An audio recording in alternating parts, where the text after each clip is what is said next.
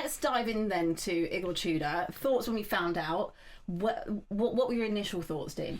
My initial thoughts was a change is as good as a rest, and after the Thomas Frank era, it literally anybody, please. And then look, I can't claim that I knew everything about him, but after a bit of research, I liked the decision. Like, this is, we'll get a bit more into this later on, I imagine, with the fans and stuff, but this is not a time for thinking about nostalgia. This is not a time for thinking about anything other than staying in the division. And we have to put that all to one side and just go, we need a manager to come in, have an instant impact, win 3, 4, hopefully even 5 or 6 games and get us across the line, so then we can start thinking bigger picture. And with a little bit of research into this guy, he starts well, he has clear ideas, he has a clear way that he likes to play, and hopefully this week has been spent, as we hear it has, of him giving clear messages to the players about what he wants over the next 4, 5, 6 weeks. Yeah, I think clear messaging is 100% important. I mean, let's hope they now know what they're meant to be doing on the pitch, and we're not having these late changes like we spoke about, what they're doing in training and then what is being delivered and told under Thomas Frank was completely different. In terms of the way he plays, he's been likened to Antonio. So some combo. There's an emphasis on kind of the front foot football, aggressive, a little bit chaotic. He likes a back three, but he loves a high line. So all in all, looking at our team, Sonny, does this work? It's not like they don't know how to play in these kind of chaotic systems. Yeah, I mean, the likes of Conor Gallagher have come in and they're good at that sort of football, aren't they? Breaking up the play and moving the ball on. And to quote Dean the last time he was on the show, this Tottenham team is perfect for a back three. Yeah. So I feel like the club have maybe looked at that and gone, because at first I was a bit shocked with Igor Tudor. I was like, my only memories of him really are when we faced him at Marseille and that last minute Pierre-Emile Højbjerg goal. And I wasn't really, I mean, that was quite a poor Marseille team, like quite a lot of Asian, like Eric Bailly and Alexis Sanchez, so you can't really judge that too well.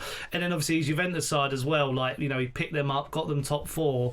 So I feel like he's probably the best manager we could have got for this situation. Obviously, we could have got Pochettino or De Zerbi, and even people this week on talkSPORT said, why couldn't Poch manage both, a bit like O'Neill's doing at Blackburn and Northern Ireland. But I feel like, from what I've seen, I feel like and even in his first interview with the club, he has more aura and gravitas in his little toe than I think Thomas Frank had in his whole being. It weren't hard. Yeah, it weren't hard. You couldn't have inspired anything, Thomas Frank. Yeah, no offence. And I just think Tudor's going to come in there, he's going to lay his principles out. This is what we're going to do, this is how we stay. And at the end of the day, I've heard a lot of insulting language towards Tudor from Tim Sherwood saying this is a lose-lose situation. At the end of the day, he's taken a risk and he wants to profile himself up. If it comes to the summer and we go, Tudor, you've done your job, let's see what happens next.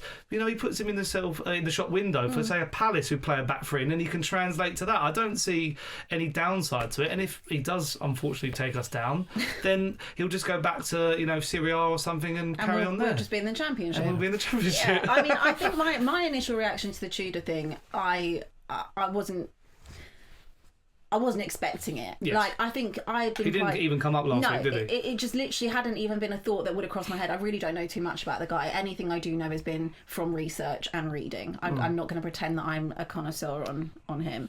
I was quite shocked because I did think that there would be a connection between whoever we brought in. Yes, obviously I was saying about Harry. I just felt it needed to be someone that understood the club, and I think that Tottenham have gone so far away from having people inside that club that understand the club, what it means to wear the badge and the situation we're in. And I thought it needed, not vibes, but I think it needed, because obviously we need way more than vibes right now, but we needed someone that could galvanise in a way that... Get the fans back on side, isn't it? Yeah. So, I was quite shocked. I think obviously I was in the gym when I found out, and I was like, for God's sake, I just want to have a nice workout.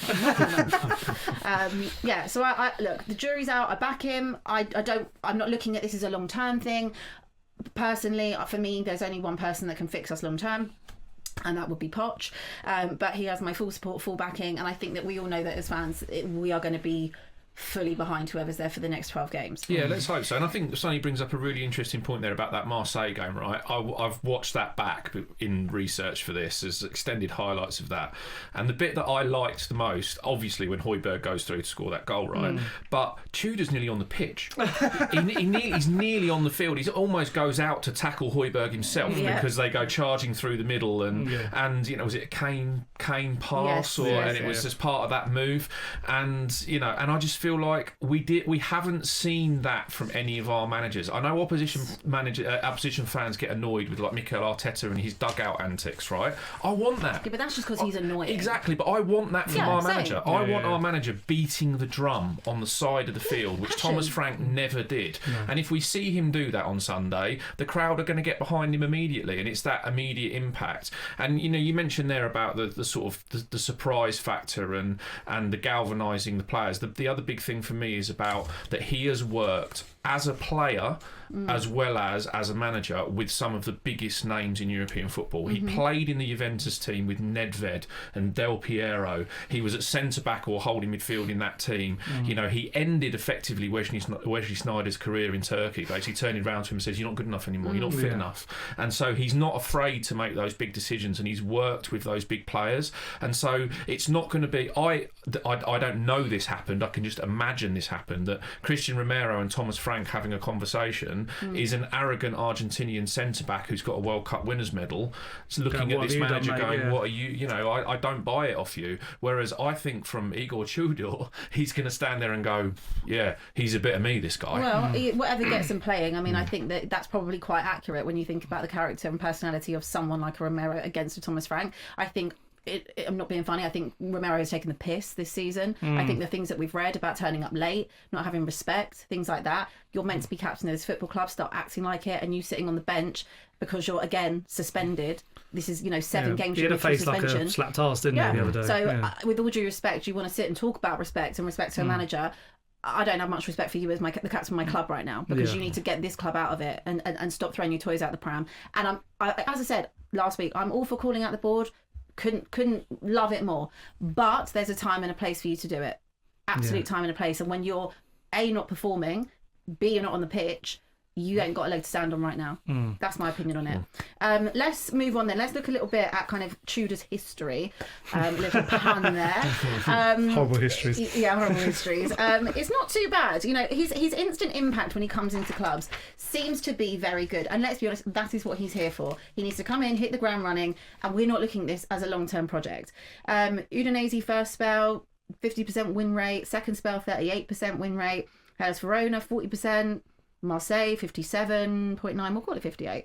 And when he comes in, that's what we're looking for, that instant impact. Do you think, Dean, that him coming into Spurs, and he would have had 10 days, various training sessions, do you think that impact and what he wants is going to be able to kind of come across to them in that period of time? Yeah, it's clear minds again, and I think you mentioned it there before. There was mixed messages under Thomas Frank, and one of the things that we've heard since, and we were hearing during the time in the changing room, was that there was this sort of almost wanting to be clever with tactics. Look, I'm a tactics nerd, right? I'll talk tactics till the sun goes down, but but but it's not something a manager has to. You can understand it all you like, but to be able to get the players to do it is a completely different thing. And relate your ideas. Yeah, exactly that. And if you're training for something on the training ground, repetition, and then very close to game, you then going, I know, I've just noticed something on another video, we're going to do something different. The players there aren't going to take that. They're going to be like, well, you've just had me for 3 days doing this. So Igor Tudor has come in and gone, this is how we're going to play, this is my style of football, this is my formation. Yeah, there will be slight nuances on that. You know, as we were chatting before, I mentioned that he'll want Dragusin to be more direct with the football rather than Mickey van der Ven will have the licence to pass it a bit more. Yeah. But that's about player ability. And, you know, but the way that they set up and the way that they play, they will have this week clear minds and clear instructions, and as I say, forget everything that Thomas Frank told you. We're starting again. That's not an insult to Thomas Frank. That's just a new manager coming in and saying, clean slate. I do not care if you had a bad game in this game, a good game in this game, when this formation played or that tactic was done, we're starting again. Yeah.